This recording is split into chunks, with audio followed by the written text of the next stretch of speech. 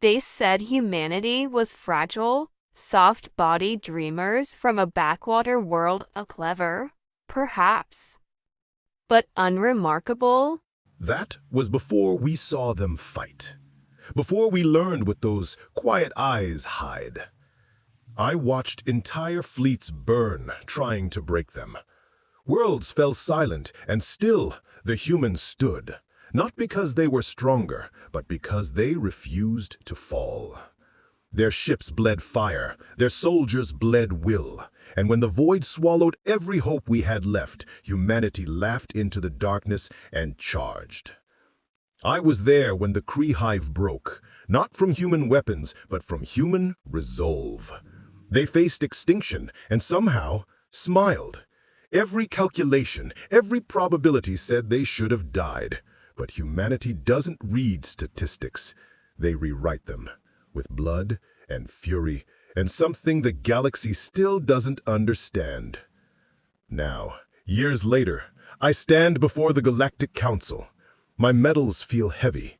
My voice trembles because I've seen the truth, and it haunts me. We thought they were allies. We were wrong. They are something else, something older, darker, and infinitely more dangerous than any enemy we've ever known. If the galaxy ever forgets what they are capable of, it won't survive the reminder.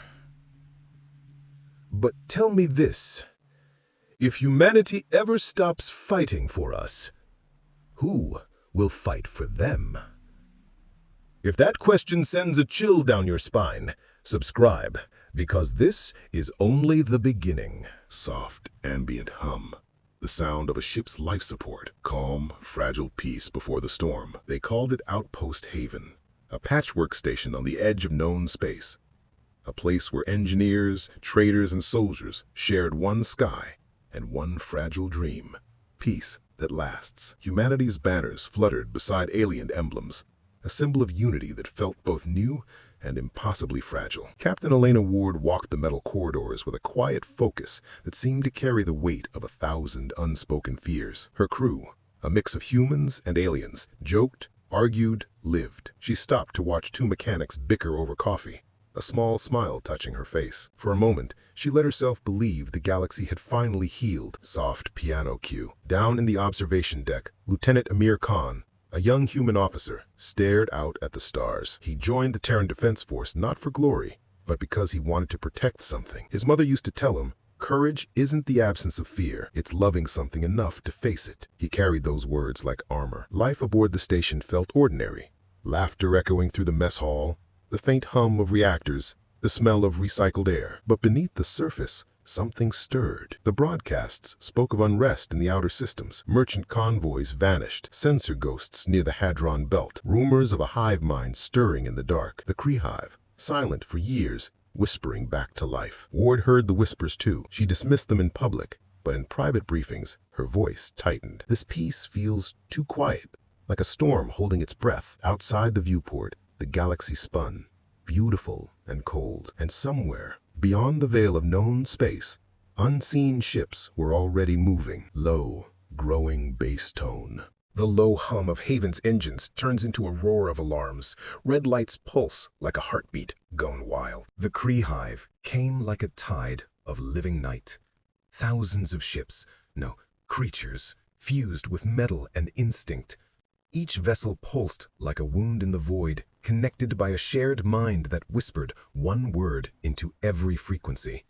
Consume. Outpost Haven never stood a chance. Missiles streaked across the darkness, met by burning tendrils of plasma that moved with unnatural coordination. The first salvo hit the outer defense grid, and every console on the station screamed in protest. Metal buckled, hulls twisted, and the void swallowed entire wings of fighters before they even launched. Captain Elena Ward stood in the command center, face lit by flickering red holoscreens. Target locks, return fire. Her voice cut through the chaos like a blade. Her crew obeyed, not because they thought they'd win, but because she sounded like someone who might. Lieutenant Amir Khan manned the gunnery controls. His hands trembled as he unleashed a wall of light into the dark, tracers of defiance arcing into the infinite swarm. "Direct hits!" he shouted, then silence. The hollow map flared again. Every destroyed ship reformed, nanites pulling debris back into shape. Amir's voice broke. "They're rebuilding themselves," Ward whispered. "Then we'll just keep breaking them." Below deck, Commander Jackrath watched human engineers patching breaches with their bare hands. He saw a medic kneel over a dying alien soldier, pressing gauze against a wound even as fire rained around them. They didn't run. They didn't scream. They worked. He'd seen disciplined armies before. Valorian Guard, Archon collectives, all rigid, all precise. But this was different. Humanity's chaos was alive, improvised, fearless. "Why aren't they retreating?" he demanded. Chief Engineer Silva wiped blood from her face. "Because there's nowhere to retreat to." Then she smiled, a blood-streaked, wild smile. "And besides, we just got started." Pause. A deep, slow heartbeat underscores the moment. 3 hours into the assault, Outpost Haven was half in ruins. The Crehive surrounded it, feeding on the debris like vultures around a carcass. Communication was gone. Reinforcements, days away. Ward gathered her remaining officers. "We hold," she said simply. Jackrath hissed. "You can't. You're outnumbered 200 to 1. "Then we make it cost them," Ward replied. "Every meter, every breath." She ordered her Marines to plant demolition charges across the hangars, not to destroy the station, but to use it as bait. Every blast would mask a boarding team insertion, every explosion a message. "We're still here." The music rises, slow, rhythmic percussion like marching drums. When the Crehive breached the main hull, they met human fire.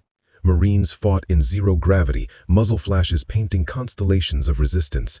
Jackrath saw a soldier with one arm dragging an alien comrade to safety. He saw another, pinned beneath rubble, laugh as he primed a grenade. He saw Ward, standing amid the inferno, issuing orders like a conductor orchestrating chaos.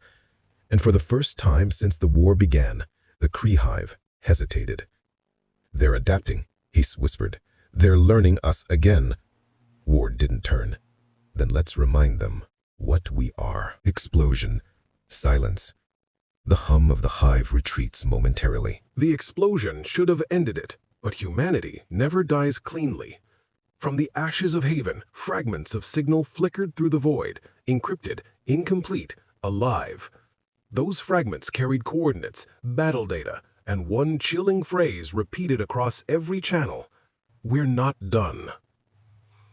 Within 48 hours, the Terran Defense Fleet assembled near Epsilon Verge, less than 1/10 the size of the Crehive Armada. No superweapons, no reinforcements, just ships held together by prayer, defiance, and the memory of those who refused to kneel. Commander Jackrath, still recovering aboard the flagship Indomitable, stood beside Admiral Veronica Sullivan, a woman whose calm made admirals nervous. Her eyes fixed on the holographic display of the enemy fleet, stretching across half a system. 6,000 vessels, Jackrath murmured. "You have less than 400. Sullivan didn't blink. "Then we'll need to be creative." The fleet aligned in silence. Every captain, every pilot, every engineer knew what Haven had bought them: time. Now it was their turn to pay the rest. "Launch the Ghosts," Sullivan ordered. From the Indomitable's belly, hundreds of drones spilled into the void, cold, silent, broadcasting false heat signatures. The Crehive opened fire instantly, annihilating the decoys. Every flash blinded their own sensors. Behind that chaos, human ships dived through the inferno, invisible. Jackrath gripped the railing.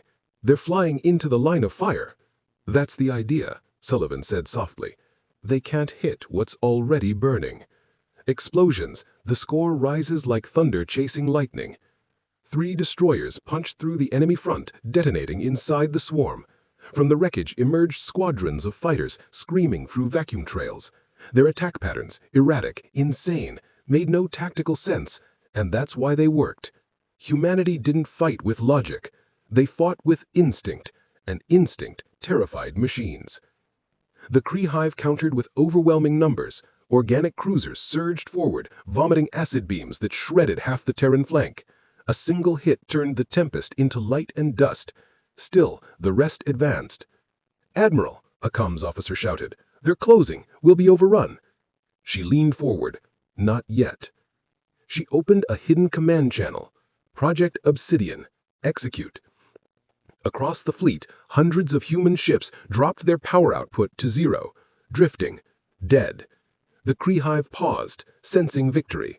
Then the Terrans lit their drives simultaneously, blinding every hive sensor across 10,000 kilometers.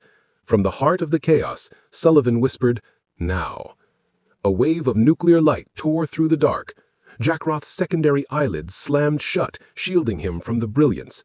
When he looked again, an entire wing of the Crehive was gone, vaporized. But so were half of Sullivan's ships. She didn't flinch.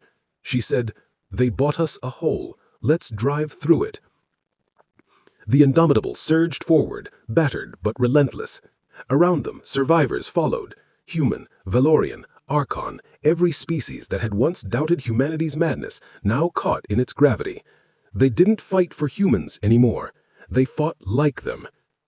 Music swells, chorus and percussion intertwined. The Crehive, furious, began collapsing their formation, massing for a final strike. Jackroth felt the dread radiate through the command deck. Sullivan didn't move. She turned to him and said, "Do you want to see something terrifying?" He could only nod. "Bring the Leviathan online."